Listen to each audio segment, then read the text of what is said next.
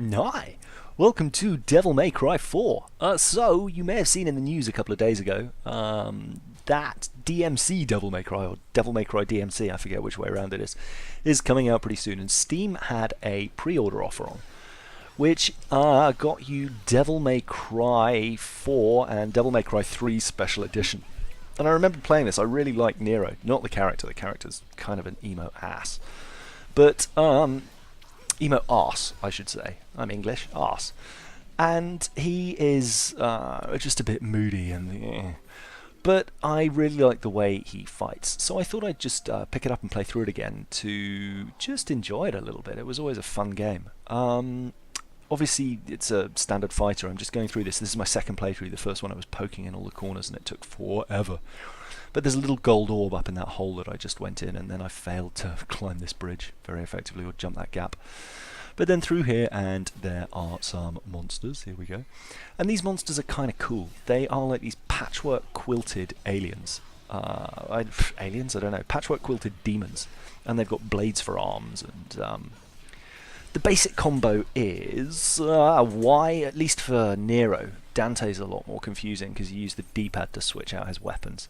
But Y or triangle to use the sword. X or circle. Let's hang about. I've got a PS3 controller. X or square to use the gun. Circle or B to use the Buster move. That's like his big old fist which he grabs people with.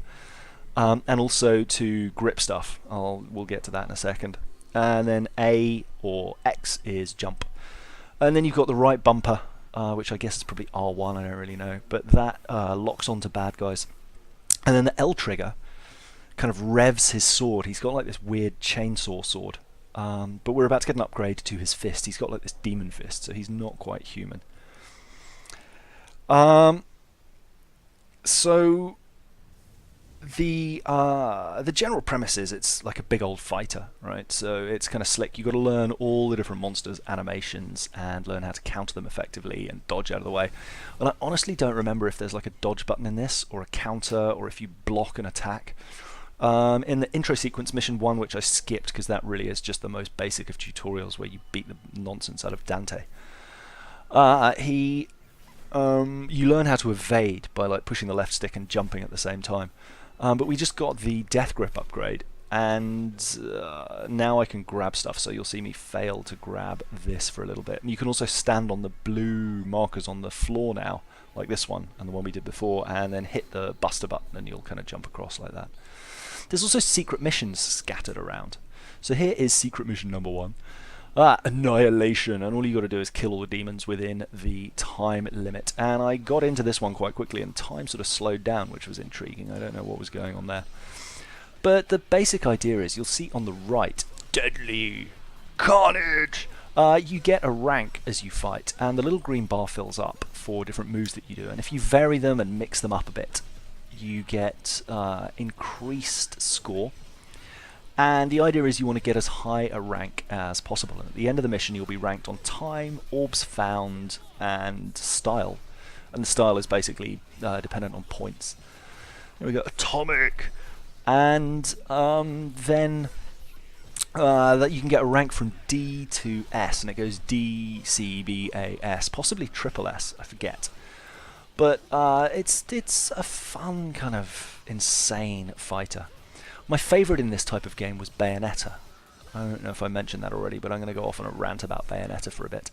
Bayonetta was one of those games that was... it's actually one of my all-time favourite games. It had the most ridiculous cutscenes. Bayonetta's a witch who wears her hair as clothes, but her hair also forms like these absolutely killer fists, which will just wreck. Like at the end of a combo, her clothes basically come off and smash the nonsense out of the angel she's fighting.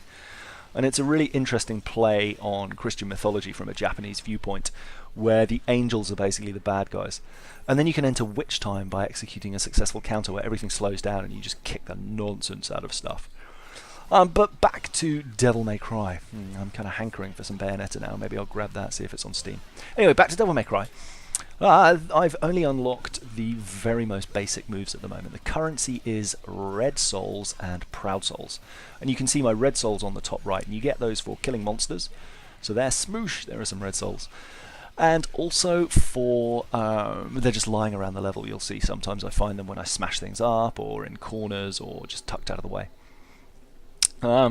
And the proud souls you get for completing a level. And just taking a sidetrack, I seem to remember there was a secret or something there. That's telling me about Exceed, which is he can rev his sword up. You'll see the bar on the top left. I'll show you in the next video. You can rev it up by pulling the left trigger, which I guess is L2 on the PlayStation. I don't know. And this big red orb is basically spits out more red orbs, so you kind of smash that up. And then you can pull the guys towards you when you target them with your fist. You can juggle them. Juggling is always the key in these types of games. It's getting enemies into the air and keeping them there. And then landing with an area of attack to soften up your landing zone, and then just juggling another one. You've also got a gun. I guess I'll power the gun up later, but that's probably the last of my worries. Anyway, Proud Souls. Proud Souls are the other currency you get for completing levels, and they allow you to buy different skills and upgrade your skill set. So at the moment, I've played through this once already. This is my second playthrough, which is why I'm rushing it a little bit. I just wanted to get a better time, because I got a D rank last time for the time, which is rubbish, and like a C rank for style. So I thought I'd just tear through it again and give it another run. But I've bought speed and like one combo. So I haven't got much going on at the moment, but you can see here, juggle, a couple of attacks, try it again, and there's a buster move. Pull him towards you, get him in the air, hit him a couple of times, buster him, and then if they're still left, drop down and smash them up. The other thing you can do is pull them into the air while you're up there. So as long as you're doing stuff in the air, you can stay up there more or less indefinitely. Those blue things need to be hit to open up the next sequence, and then it's just a little jump up here and you shoot that, and it activates the bridge back this way, where there's going to be some more monsters waiting outside. And it's funny how this level came back to me. I was playing through and I was like, I remember all these little things, and there's little bits where I'm like, I'm sure there was something around there, or did I miss something, or I don't know. I'll go back and have a play, and I might do a full walkthrough. I don't know. Actually, if you guys are watching this, let me know if you want to see the cutscenes in these videos. I don't tend to watch them just because Nero annoys me, but I'm happy to record them and go and make coffee while they're playing and just get them in as well. It doesn't hurt me at all. So yeah, if you've got interest in following this, let me know. I've still got Rage the Scorchers DLC to finish up, so I'll probably do that tomorrow morning. And there's a bit of Lego Star Wars. Don't know how many of you are following that. I keep calling it Lego Star Wars. It's Lego Lord of the Rings. I don't know what I'm talking about. Lego Lord of the Rings, which I don't know if you like Lego games, but I have a little soft spot for them. Just because they're kind of a fun distraction, and it's silly and entertaining. They've done quite a good job with Lego Lord of the Rings, but atomic rank. The combat at the moment is a bit repetitive just because it's the same monsters and I've got a limited skill set. But sorry, Lego Lord of the Rings. Yeah, the Lego games are they're kind of fun. Lego Lord of the Rings is a bit finicky. They've got too many items and there's a bit too much fiddling and character switching. If you've never played the Lego games before, I would recommend getting started with Lego Star Wars. It's by far and away the best. Anyway, these things you smash up, and when you get to a certain rank, I think in this case it's B rank, they'll just spit out a bunch of souls. There we go. And this is a divinity station or a divinity statue where you can spend your proud souls to buy, or red souls to buy items. But there is a cutscene coming up, so I'll back off.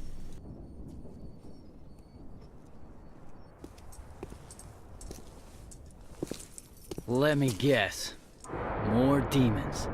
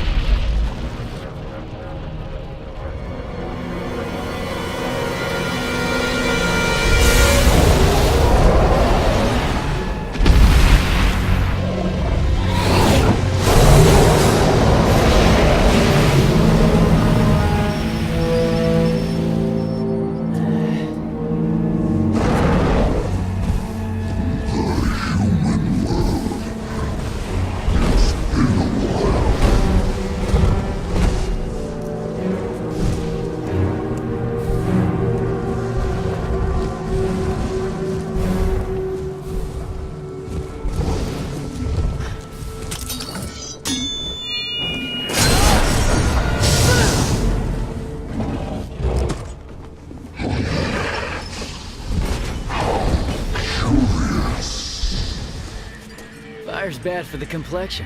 I burn easily, never tan.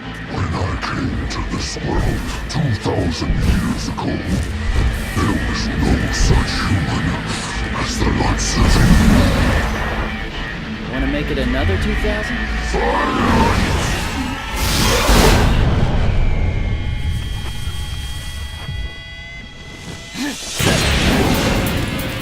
Futile pest, you will suffer the wrath of burial.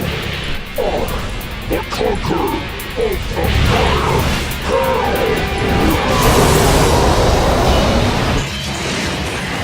So you can see the cutscenes are a little bit ridiculous.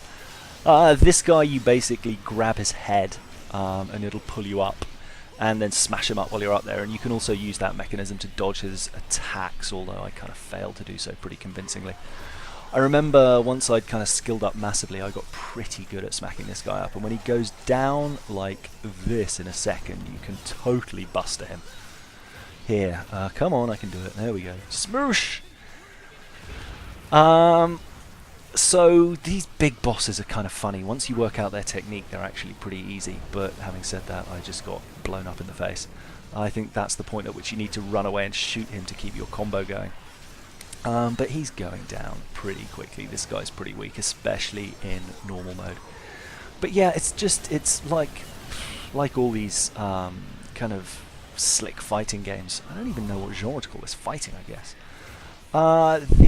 It's all about ridiculous, over-the-top, insane, huge bosses. And Devil May Cry, as I recall, doesn't ever fall back on QTEs, which is nice, which was something Bayonetta actually did quite a lot. Although not necessarily in a bad way, because it allowed you to have some pretty hilarious animations. But you can see a little dodge there, maybe he got hit, but he's going down, he's got no health.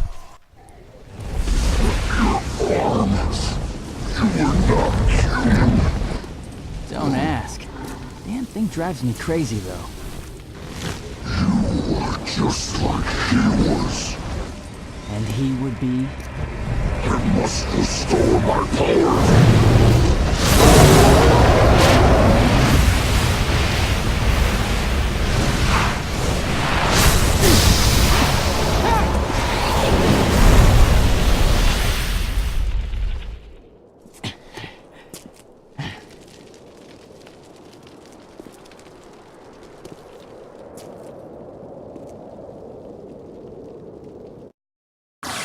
So that, as they say, is that. I will leave you with me running out to end the mission and the mission stat screen. I'd love to know if you'd like to see more of these. I'll probably play through it anyway, but it obviously takes time to make the videos, so if no one's going to watch it, I won't bother. But I'm really enjoying it. And if you are picking it up too, let me know how you're doing. And also any tips. Anyway, the second playthrough I managed to snag an A rank, so I mean, the time I'm going to have to really improve to get an S rank, I guess. But that's your lot. See you in the next one. Lots of love. Bye.